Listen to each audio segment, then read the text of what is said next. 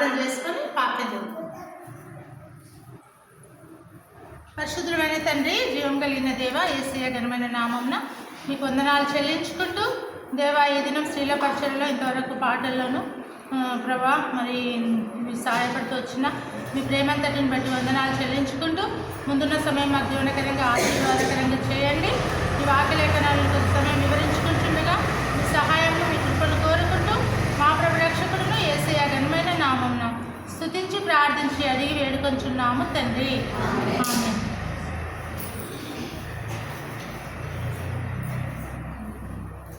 Last week వరకు మనకు నిర్గమకాండము 18వ అధ్యాయమును ముగించుకోవడానికి దేవుడు సహాయం చేస్తున్నాడు.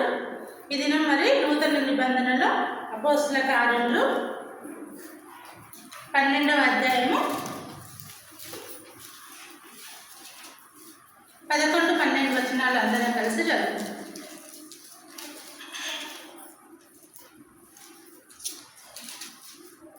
అపోస్తుల కార్యములు 12వ అధ్యాయము 11-12 వచనాలు కలిసి చదువుతాం. పేతురుకు తెలివి వచ్చి ప్రభువు తన దూతను పంపి హేరోదు చేతిలో నుండి యూదులను ప్రజలు నాకు చేయనుద్దేశించిన వాటన్నిటి నుండి నన్ను తప్పించి ఉన్నాడని ఇప్పుడు నాకు నిజముగా తెలియనని అనుకొనిను. ఇట్లు ఆలోచించుకొని అతడు మార్కు అని మారుపేరు గల యోహాను తల్లి అయిన మరియ ఇంటికి వచ్చెను. అక్కడ అనేకులు కూడి ప్రార్థన చేయించుండి. ఇక్కడ మరొక ఇంటికి పేతురు వస్తాడన్నమాట. ఎవరి ఇల్లు అన్నది అక్కడ? మార్కు అను మారుపేరు గల యోహాను తల్లి అయిన మరియ ఇంటికి మరి పేతురు చెరసాల నుండి వస్తాడన్నమాట. ఈ పేతురు కొరకే మరి అపోస్తుల కార్యములు 12వ అధ్యాయము 5వ వచనంలో ఏం చేస్తున్నారు? సంఘమంతా అత్యాసక్తితో ప్రార్థన చేస్తూ వస్తున్నారనమాట. ఎందుకంటే ఆ కాలంలో మరి ఎవరు రాజు? హేరోదు రాజు. మరి యూదుల పక్షాన యూదులను సంతోషపెట్టాలని క్రైస్తవులను ఎంతగానో ఇబ్బంది పెట్టే కాలంలో మరి సంఘముగా అక్కడ యెరూషలేములో ఈ ప్రజలు కూడుకొని ఉన్నారన్నమాట. కూడుకొని ఉన్నప్పుడు మరి ప్రజలను యూదులను సంతోషపెట్టు నిమిత్తమై హేరోదు ఏం చేసినాడు? యాకోబును ఖడ్గం చేత చంపించినాడన్నమాట.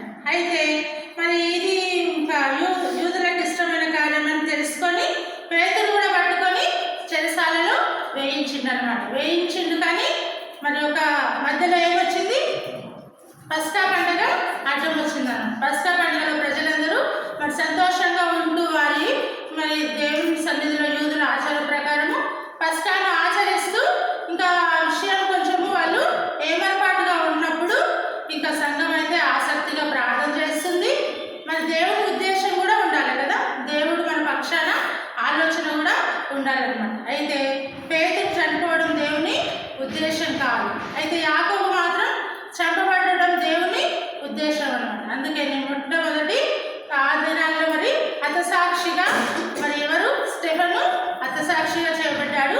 తర్వాత యాకోబును కూడా మరి ఖడ్గంతో చంపి అతను కూడా హతసాక్షి అయ్యాడు. అయితే మరి స్టెఫెన్ ఏమో అపోస్తలుల్లో 12 మంది శిష్యులలో శిష్యుడు కాడు కాబట్టి మొదటి హతసాక్షిగా యాకోబును చెప్పుకోవచ్చు అన్నమాట. అయితే మరి యాకోబు జెబెదయి కుమారులు ఎవరు? యోహాను.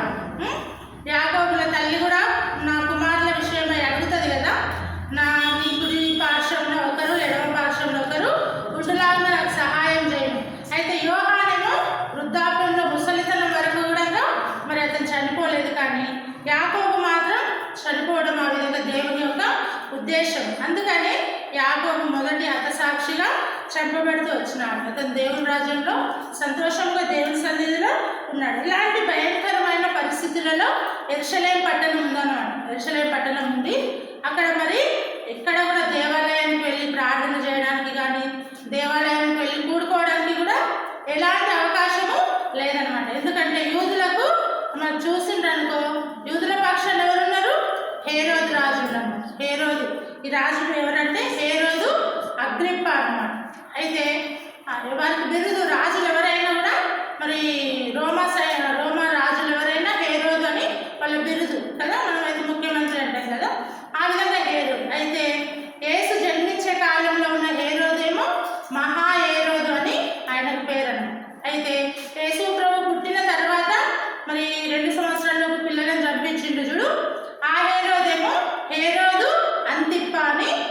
పేరు, అంటే ఆ పేర్లు అనమాట. వాళ్ళ బిరుదేమో హేరోదే ఉంటుంది.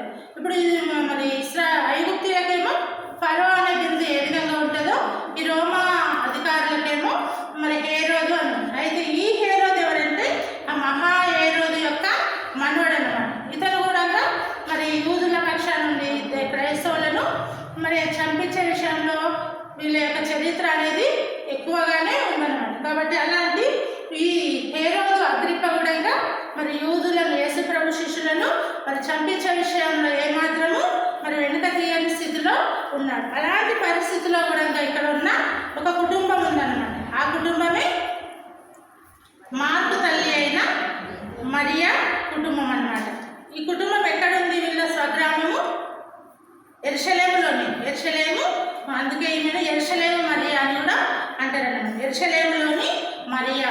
అంతేకాకుండా ఇంకా మార్కు తల్లి అయిన జాన్ మార్కు తల్లి అయిన మరియా అని కూడా ఈమె గురించి చెప్తారన్నమాట. అయితే మరియలు అని చాలామంది ఉన్నారు కదా, మరియలు చాలామంది దేవుని వాక్యంలో ఉన్నారన్నమాట. అయితే ఈ మరియా అనే పేరు మరి ఎక్కడి నుండి వచ్చింది? మనం ఇంతకుముందు మిరియాము అనే అర్థంలో నుండి మరియా అనే పేరు వచ్చిందన్నమాట. అయితే మరియా అంటే చేదు, మిరియాము అంటే కూడా చేదు, తిరుగుబాటు అని అర్థం. అయితే అలాంటి మరియా చేదు అనుభవం అయినప్పటికీ అర్థము తన జీవితాన్ని మాత్రం దేవుని కొరకు ఎంతో ఉన్నతంగా వాళ్ళు మరి జీవితాన్ని జీవిస్తూ దేవుణ్ణి మహిమపరిచిన వారుగా ఉన్నారు. అయితే మరియలు అందరూ గుర్తుకున్నారు. ఎంతమంది?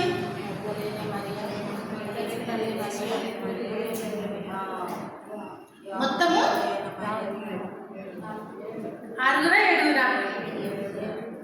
7 మరియలు బైబిల్లో ఉన్నారన్నమాట. ఎవరెవరంటే యేసు తల్లి అయిన మరియా, మగ్దలేని మరియా, మార్తా వాళ్ళ సహోదరి బేతనీయ మరియా, ముగ్గురు.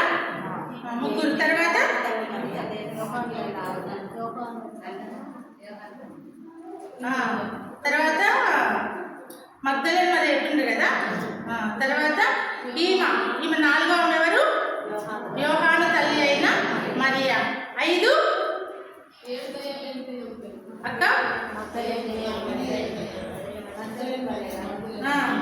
ఇంకొక ఆమె ఎవరంటే క్లోపా భార్య అయిన మరియా.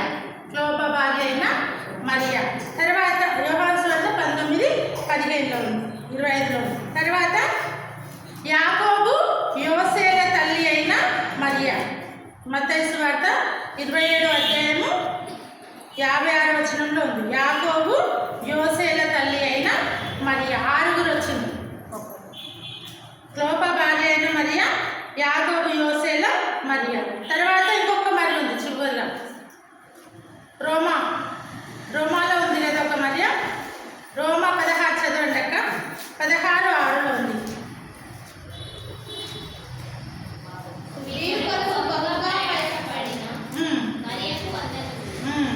ఇక్కడ మరి బహుగా ప్రయాసపడిన మరియా, రోమాలోని మరియా. ఈమె కూడా ప్రభు పరిచర్యలో బహుగా ప్రయాసపడిన, అంటే మొత్తము 7 మరియలు ఉన్నారు. అయితే మనం చూసుకునే మరియా ఈమె ఎవరంటే యోహాను మార్కు తల్లి అయిన మార్కు పేరు గల యోహాను తల్లి అయిన మరియా అని చెప్పొచ్చు. ఇంకొక మాట యెరూషలేము మరియా అని కూడా చెప్పొచ్చు అన్నమాట. యెరూషలేములో ఈమె ఉంది కాబట్టి కాపురము యెరూషలేము మరియా అని చెప్పొచ్చు. అయితే ఈమె ఇంటిలో ఏం జరుగుతుంది? ప్రార్థన, అనేకులు కూడి ప్రార్థన చేయించుండిని అని ఉందన్నమాట. కాబట్టి తన ఇంటిని ఆమె ప్రార్థనా నిలయంగా మార్చుకొనిన మరియా. కాబట్టి తన ఇంటిని ఆమె ప్రార్థనా నిలయంగా మార్చుకున్న మరియాగా కూడా ఈమెను చెప్పొచ్చు. కాబట్టి మరి యెరూషలేము పట్టణం అంతా ఎట్లా ఉంది?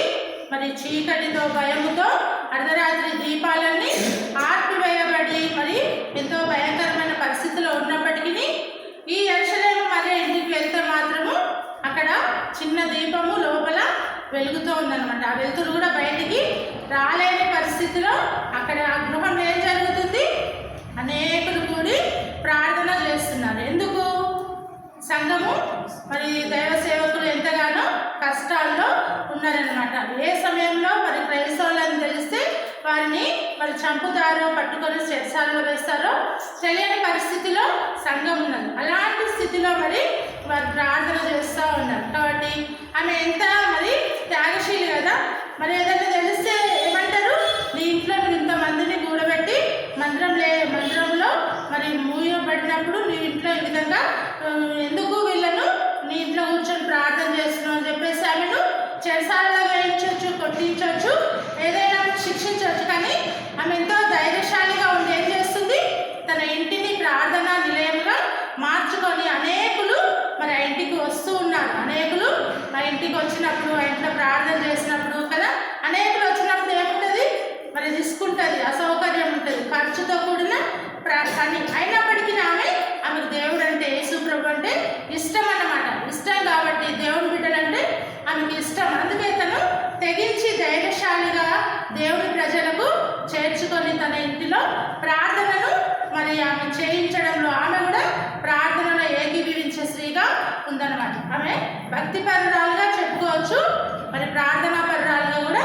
చెప్పుకోవచ్చు. అయితే అలాంటి ప్రార్థనా పరురాలే కానీ ఆమె ఎలాంటిదంటే మరి తన ధనవంతురాలైన మరియా అని కూడా చెప్పొచ్చు అనమాట. ఆమె ధనవంతురాలు కదా. ధనవంతులైతే ఏమంటారు, వీళ్ళతో నాకేమీ అవసరం లేదు, నాకు అన్ని సమృద్ధిగా ఉన్నాయి కాబట్టి ఎవరి కోసమో నా ఇంటిలో ఇంత రిస్క్ తీసుకొని నేను ప్రార్థన చేయించాల్సిన అవసరము లేదని ఆమె ఒకవేళ మరి నిర్లక్ష్యం చేస్తే ప్రార్థన ఎక్కడ జరిగే పరిస్థితి యెరూషలేములో ఆనాడు లేదన్నమాట. అయితే ఆమె ఆ విధంగా చేయలేదు. ఆ విధంగా చేయకుండా ఆమె ధనికిరాలు, మంచి స్థితి కలిగిన సంపన్నురాలు అయినప్పటికీ ఆమె ప్రజలను తన ఇంటిలో చేర్చుకుందనమాట. అందుకే మరి ఆది సంఘము 120 మంది కలిసి మేడగదిలో ప్రార్థన చేస్తున్నారు కదా, అపోస్తల కార్యాలు 1వ అధ్యాయంలో. ఆ మేడగది కూడా ఈ యెరూషలేము మరియదే, యెరూషలేములోనే అని మరి పండితులు చెప్తారన్నమాట. అంత మేడగది అయినప్పటికీ ఆమె ప్రార్థనకి మొదటి ప్రాముఖ్యత ఇచ్చిందనమాట. అంతేకాకుండా మార్కు సువార్త 14వ అధ్యాయంలో ఇంకొక మాట చూడండి. యేసు ప్రభువు పస్కా విడిది ఇవ్వడానికి ఇచ్చిన ఇల్లు కూడా గొప్ప సామానులతో నిండబడిన ఇల్లు కూడా ఏమిది అని చెప్తారు. 13 నుంచి చూడండి. ఆయన మీరు పట్టణంలోనికి వెళ్ళుడి, అక్కడ నీళ్ల కుండ మోయించున్న ఒక మనుషుడు మీకు ఎదురుపడను. వాని వెంటపోయి వాడు ఎక్కడ ప్రవేశించినో ఆ ఇంట యజమానుని చూచి, నేను నా శిశులతో కూడా పస్కాను పూజించుటకు నా విడిది గది ఎక్కడ నన్ను బోధకుడు అడుగుచున్నాడని చెప్పుడు. అతడు సామాగ్రితో సిద్ధపరచబడిన గొప్ప మేడ గది మీకు చూపించును, అక్కడ మన కొరకు సిద్ధపరచుడని చెప్పి తన శిష్యులలో 2 పంపెను. శిష్యులు వెళ్ళి పట్టణంలోనికి వచ్చి ఆయన వారితో చెప్పినట్టు కనుగొని పస్కాను సిద్ధపరిచారు. ఇక్కడ ఆ గొప్ప మేడ గది మీకు చూపించును, అక్కడ మన కొరకు సిద్ధపరచుడని చెప్పి తన శిష్యులలో 2 పంపిస్తే శిష్యులు వెళ్ళి ఆ పట్టణంలోనికి వచ్చి ఆయన వారితో చెప్పినట్టు కనుగొని పస్కాను సిద్ధపరిచిన ఆ సామాన్లతో నిండిన పెద్ద గృహము కూడా ఈ బేతనియ మరియదే అని పండితులు చెప్తారనమాట. అంత పెద్ద మేడగది ఉన్నప్పటికీ ఆమె ఏం చేస్తుంది, అంత ధనికురాలు అయినప్పటికీ కూడా ఆమె మరి అంత ధనవంతురాలని అని ఏమాత్రము గర్వించకుండా అనేకులను ఆమె హక్కున చేర్చుకొని తన ఇంటిలో వారికి నివాసము ఏర్పరిచి వారికి ఆశ్రయం ఇచ్చి మరి దేవుని దాసులు. అందుకే కదా పేతురు మేలుకు వచ్చినప్పుడు ఎక్కడికి వచ్చిండు, ఎవరో ఇల్లు, అందరూ యెరూషలేములో ఎన్నో ఇల్లు ఉన్నాయి కానీ ఎవరింటికి ఆయన గుర్తుకు రాలేదన్నమాట. పేతురు సరాసరి ఎక్కడికి వస్తుండు, ఆ అర్ధరాత్రి కూడా మరి ఆ ప్రార్థనా గృహము తలుపు తీసే ఉంటుంది దైవ సేవకులకని ఆయన తెలుసుకొని పేతురుకు 11వ వచనంలో తెలివి వచ్చినప్పుడు ప్రభువు దూత నువ్వు పంపి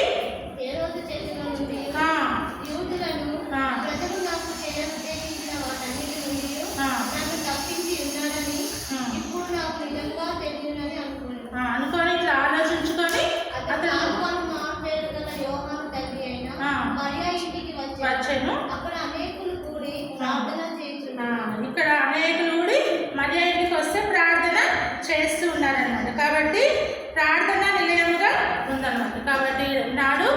అనేకుల గృహాలలో కూడా ప్రార్థన ఉండడం ఎంతో గొప్ప ఆధిక్యత అన్నమాట. నీతిమంతుల గుడారములలో రక్షణను వచ్చిన సంగీత సునాదము వినబడేదిగా ఉంటుంది. కీర్తనలు 118:15 వచనంలో. కాబట్టి నీతిమంతుల గుడారాలు. కానీ నేటి దినాలలో లోకంలో చూస్తే విందులు వినోదాలు కదా, గొడవలు అల్లర్లు డీజేలు ఇవి ఉంటాయి. కానీ ఆ విధంగా దేవుని బిడ్డలు మరి ప్రార్థనా గృహంగా ఉండడం అనేది చాలా శ్రేష్టమైన ధన్యత దేవుడు మనకు ఇచ్చినాడు. కాబట్టి మన గృహాలలో ప్రార్థన, ఆరాధన, స్తుతి, కీర్తనలు అనేటివి మన గృహాలలో ఉన్నప్పుడు అది మనకు ఆశీర్వాదము, మన కుటుంబానికి ఆశీర్వాదము, మన ఇంటికి వచ్చిపోయే వాళ్ళకి కూడా ఆ గృహము ఆశీర్వాదకరంగా, క్షేమకరంగా, మేలుకరంగా ఉంటుందన్నమాట. కాబట్టి ఆ విధంగా ఆమె ప్రార్థనా పర్రాలుగా ఉండి ఆమె ధనికురాలు అయినప్పటికీ ఆమె ఎంతో ధైర్యశాలిగా ఉండి మరి ప్రజలకు ఆశ్రయం ఇచ్చిందిగా ఉంటుందన్నమాట. అందుకనే మరి ఆమె గృహం ద్వారా ఆమె కుమారుడు జాన్ మార్కు కూడా ఏమైనాడు? సేవ చేసేదానికి సేవకుడుగా అయినాడనమాట. అందుకే మార్కు సువార్త రాసింది ఈమె కుమారుడు అని చెప్తారు. మార్కు సువార్త రాసిన జాన్ మార్కు ఈ యెరూషలేము మరియ కుమారుడు అని చెప్తారు. అంతగా చేసింది. అయినా ఆమె కుమారుడు ఒకరే, ఆమె విధవరాలు అయినప్పటికీ ఆమె మరి లోకాశంలోనికి వెళ్ళలేదు. కానీ దేవుణ్ణి ఆశ్రయించింది. దేవుని ప్రజలతో సహవాసం చేసి దేవుని ప్రజలను ఆమె ఆతిథ్యం ఇచ్చేదిగా, తన ఇంటిలో ప్రార్థన సంఘముగా మరి చేర్చుకొని మరి దేవుణ్ణి గౌరవించేదిగా, గణపరిచేదిగా, దేవుని ప్రజలకు సహాయము చేసే స్త్రీగా ఉందన్నమాట. అందుకని తన కుటుంబం గురించి, తన గురించి ఇక్కడ ఈ రాయబడి ఒక్క దగ్గరే ఆమె గురించి యెరూషలేము మరియ, మార్కు తల్లి అయిన మరియ గురించి ఈ ఒక్క చోటనే ఆమె గురించి రాయబడుతూ వచ్చిందన్నమాట. అయితే ఆమె విధవరాలు అయినప్పటికీ ఆమె దేవునికి మరి ఇష్టరాలుగా జీవించింది. అందుకే దేవునికి, దేవుని బిడ్డ సంఘానికి సన్నిహితంగా అంటే దగ్గర అవుతూ వచ్చిందనమాట. కాబట్టి విధవరాళ్ళు కూడా చాలామంది మనకు తెలుసు కదా. మొదటి నిబంధనలో చూస్తే విధవరాళ్ళ దేవుని సేవలో ఏమి ఉన్నా లేకపోయినప్పటికీ ఏం చేసినారు? ఆతిథ్యం ఇచ్చి కదా. సారెపతు విధవరాలు ఏలియా కాలంలో, మరి కరువు కాలంలో ఏలియాను 3.5 సంవత్సరాలు పోషించిందనమాట కదా. ఎంతో కడువు పేద స్థితిలో మరి ఒక అప్పం చేసుకొని చనిపోకముందు నేను నా కుమారుడు తిని చనిపోతామనే హోప్లో ఆమె ఉన్నప్పటికీ దైవ సేవకుల మాట విన్నందుకు ఏమైంది? ఆమె కుమారుడు చనిపోకుండా 3.5 సంవత్సరాల కరువు కాలం అంతా పోషించబడుతూ వచ్చిందనమాట. తొట్టిలో పిండి అయిపోలేదు, గుడ్డిలో నూనె అయిపోలేదు. అట్లా దేవుని సేవకులను, దేవుని బిడ్డలను అనుకుంటాం, మా దగ్గర నుండి కొంచెమే కదా, వాళ్ళకి పెడితే మాకు సరిపోలేము. ఆ విధంగా మనం ఎప్పుడు కూడా అనుకోవద్దు. మన ఇంటికి ఎవరైనా ఆతిథ్యానికి వచ్చినా, మన ఇంటికి వచ్చిన వాళ్ళకు మనం మనకున్న దాంట్లోనే మనము సహాయం చేసినప్పుడు ఆ సారెపతు విధవరాలు ఏ విధంగా పోషించబడిందో ఆ విధంగా మన కుటుంబాలు కూడా పోషించబడతాయి అన్నమాట. ఎప్పుడుగా నాది, నేను అనే స్వార్థము దేవుని బిడ్డలకు ఉండకూడదు కదా. అంతేకాకుండా వృద్ధాప్య స్థితిలో లూకా సువార్త 2వ అధ్యాయంలో ఉన్న విధవరాలు అన్న కదా, అన్నమ్మ కూడా ఎంత మంచిది కదా. ఆమె భర్తతో 7 ఏళ్ళు మాత్రమే కాపురం చేసిన తర్వాత తన జీవితం అంతా దేవాలయంలో ఉపవాస ప్రార్థనలతో మరి రాత్రి పగళ్ళు గడుపుతూ వచ్చింది. ఆమె విమోచకుని కొరకు కనిపెడతా వచ్చింది. అలాంటి ఆమె కూడా ఇప్పటి వరకు కొనియాడబడే స్త్రీగా మరి దేవుని వాక్యంలో ఆమె గురించి కూడా రాయబడుతూ వచ్చింది. కాబట్టి అలాంటి స్త్రీలుగా మనము ఈమె ద్వారా నేర్చుకునేది ఏంటంటే ఆమెకు ఏమీ లోటు లేకపోయినా ఆమె దేవుని ప్రజలను ఎంతో రిస్క్ తీసుకొని ఎంతో ధైర్యంతో ప్రార్థన చేయిస్తూ ప్రజలను విడిపించిందిగా ఉంటుంది. కాబట్టి ఆమె విధవరాలైనప్పటికీ దేవుణ్ణి ఆశ్రయించింది. కాబట్టి ఆ విధంగా యెరూషలేము మరియ ద్వారా మనం నేర్చుకునే విషయం ఏంటంటే ఆమె ప్రార్థనా పర్రాలుగా ఉంటుంది, అనేకులకు ఆశ్రయం ఇచ్చేదిగా ఉంటుంది. ఆమె ధనవంతురాలైనప్పటికీ ఆమెలో ఏమాత్రము ఎలాంటి గర్వము లేదనమాట. అంతేకాదు త్యాగశీలిగా కూడా ఉంది. తన ఇంటిని సంఘముగా ఇచ్చిందనమాట. అంతేకాదు ఆమె భర్తను కోల్పోయినప్పటికీ ఆమె దేవునికి దగ్గర అయ్యింది. నిన్ను సృష్టించిన వాడు నీకు భర్త అయి ఉన్నాడు అనే భావంతో ఆమె తండ్రిని, దేవుని మరి ఆశ్రయించేందుగా ఉంటుందన్నమాట. దేవుని మీద ఆశ పెట్టుకొని జీవించిందిగా ఉంటుంది. కాబట్టి ఆ విధంగా మనం కూడా దేవుని కొరకు జీవించినప్పుడు మనకు కూడా ఆశీర్వాదం. కాబట్టి మన గృహాలు కూడా ప్రార్థన గృహాలుగా, ప్రార్థన నిలయాలుగా ఉండాలని యెరూషలేము మరియ ద్వారా మనం చూసుకున్నాము. సరే, ఇంకా కొన్ని విషయాలు మళ్ళీ వచ్చే వారం చూసుకుందాము. దేవుడి మాటలను దీవించి ఆశీర్వదించునుగా. స్టార్ట్ చేయండి. కంటత వాక్యము.